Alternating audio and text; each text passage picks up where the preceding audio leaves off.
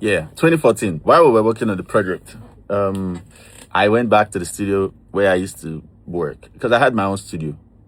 I used to stay in Agege at the time, the family. So I went there, made a beat. That beat you'll hear when you hear, oh yeah, shaking, that's the second beat. I made it. There was a song now on it with verse, and it was called Ronaldo. I will never forget. I wonder why I called it Ronaldo, right? But we're having fun in the studio. There were people that had already heard it before P Square Safe, and they really wanted it. At that same period, Awilo was around, and they wanted to do Enemy Solo. So I had produced, a few records like that. I did Shaking It, but I didn't play for them. So when Awilo came, we did Enemy Solo. Awilo was such a great sport. He was so happy. They loved it. I mean, Paul, Peter, Jude, they absolutely loved the record. So Awilo came into the studio, everyone started vibing. But what happened was Awilo and Peter were in the studio, and most of you would have seen that studio session online. You can check it on YouTube. I think it's even on my page. We were in the studio for at least a few hours, just vibing, working. We didn't see Paul. He was probably out at the poolside. Again, remember, to me, it was just like this guy and his coded ways, right? Awilo recorded. Awilo recorded, yes. Peter recorded. Yeah. Awilo recorded. Peter recorded. They were just having a great time. And then Awilo asked, where is Paul? And I think Peter was like, in there by the pool. So Awilo went outside. Then Awilo came back and Paul came with him. So my mindset was that maybe Awilo just went to ginger him, right? It was later I found out that Awilo, maybe he had noticed that weirdness that I didn't really notice. I was like, no, you must come in. This is what I kind of figured out now. Anyway, Paul comes, does his verse. And of course, verse, is great. The song flowed, everybody was happy. So now, how Shaking It came into the mix. One of those days, it was me, Awilo, and Peter in the studio. Then I played Shaking It. Awilo heard it and was like, he loves this song, man. That this song is so great. He wants it. Then Mr. P now said, okay, Vtek, if you give us this song, we'll give you 1 million naira. And then I laughed. At that point, me and Mr. P were really talking, like real life. Just, I like to describe him as he was more the big brother in the house for me because he actually talked to me. Remember, I was always isolating myself. Paul, I don't remember, the conversations we had were very sprinkled. So it almost felt like I can't force you to be free with me. But even myself, I was not that free because I was like, hey, just watch your side. Oh, don't get on anyone's bad side. Then when I noticed the fight, remember I said in 2013, the fight had already started coming. So I'm like, I don't want to be on anyone's side. I just want to work. Peter says that, we laughed. And then I said, no, I'm going to give this one to P Square. So again, we started recording. At some point, we started doing the vocals. It was me and Mr. P. Do you understand? We're in the studio. So we were in the studio a lot. So a lot of things happened between me and him in the studio. Started making the music. Paul heard it and Paul loved it. Now they recorded it. When they were shooting a Jajo, they played it while the shoot was happening and the whole club went crazy. Like people just went, P Square, and Jude was so happy. Jude called me and let me see if I remember correctly. God, I can't remember how much he gave me, but he gave me money on the spot, and it was quite a lot of money. It was in the hundreds of thousands. It was, it was good money. He just gifted it to me, and I was so grateful. Remember, just having fun. We do. Album came out. They did Shaking the video. Funny enough, I was on the video at the end, and it was great. So my experience of P Square was the person that carried me along the most was Peter. Do I know that Paul didn't want to? Honestly, now it looks like it, and I'll get to that point. I'm not just going to jump. The reason why I think so, I will explain in the next 5 minutes. Album comes out, everybody they flow. They took me on radio tour. You all saw that post on Beat FM. If you've not seen it, go check it out.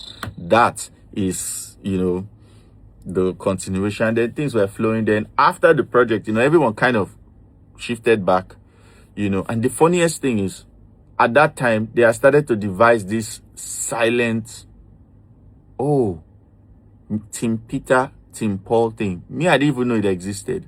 Do you get me? Because after that project, funny enough, I was not even talking with Peter. It was Paul. In fact, he had called me and said, Vtek, let's work on stuff. Remember, he had not given me my 250. Oh. Sha?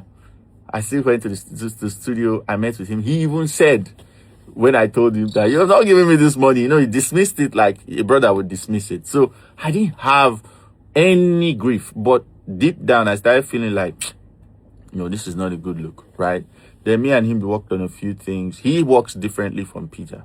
Do you understand? And me, I'm a high intensity guy. Paul can chill, then just come do a little, leave it.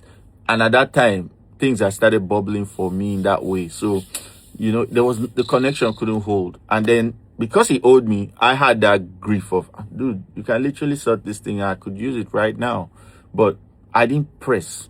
That was another thing I didn't do then. I was not confrontational because God was also on my side and in my ear telling me, Victor, just follow with wisdom. I know when to settle you. Anyway, I kind of distanced myself from Paul. And that was when Vtek on his own started to flow. Now, this timeline gets foggy because it's been years. But I remember the first time I started hearing about publishing more, royalties. And then I heard something. I can't confirm it because, again, it's been years. But I heard something. I heard from someone who was close to my manager, just conversation, and he alluded to the fact that someone else might have been collecting P-Square's royalty. I didn't know anything about royalty. So, when they're talking, then I'll show you a picture. I looked at the names on the BMI platform because he was using BMI to show us. And I saw a different name. I'm like, there's no way that this is foul play. They are figuring themselves out now. And if that's the deal, I don't know what this publishing thing is. Fast forward, I registered in BMI, I think, or on BMI, I think it was 2016, myself. Again, I still didn't really know how publishing worked. I just knew that there's this money that you're supposed to be getting part time.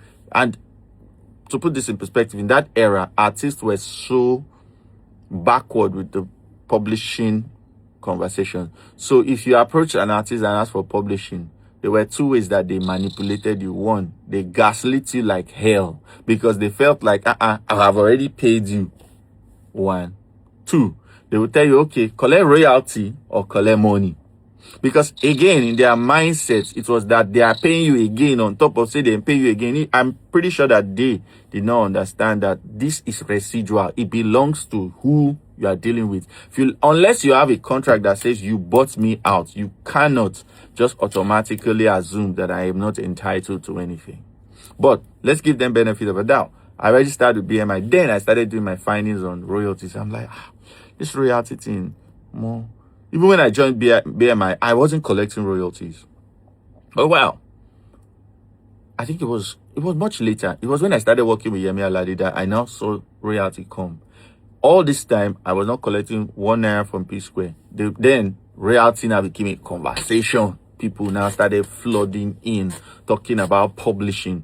Then they started telling me things. That's when I started to understand, there's such a thing as publishing, there's royalties. Are you serious? I'm supposed to be collecting something from P Square. Mind you, in this period, there were sprinkles of me showing up at Paul's place. I think I showed up at Paul's place once. I showed up in Peter's place like twice. Because I was still trying to connect. But there was already a disconnect. And to make it worse, in the industry, there was now a clear Peter versus Paul thing. And they picked sides. So me, I was more Peter's guy. If I ever met a Paul guy, I was judged or I looked funny. And a lot of these people just saw Peter as into the talk, into get ginger. He must be the problem. Do you get? So we suffered for that. Peter can never understand when I tell him this thing. There was some rubbish that happened in my career because of them. Just by virtue of who they saw me with the most. I mean, Peter literally said on Beat FM that he was going to sign me. That deal never happened. I must emphasize that. I never had a record deal with him. But you can imagine putting one on that pedestal. Now, you fought. People will start looking inward. Oh, God. Time. I'm trying. This is 3 parts. I'm not about to go to 8B. I'm just trying to talk my talk and go. So, do all of that. do our releases. You know, I'm doing my thing. I'm finding out more. I'm working with more people. They can go see me working with Dari. I'm working with people. I'm learning. So fast forward to, I think it was 2019. That was when the royalty gist exploded. Then I found out that,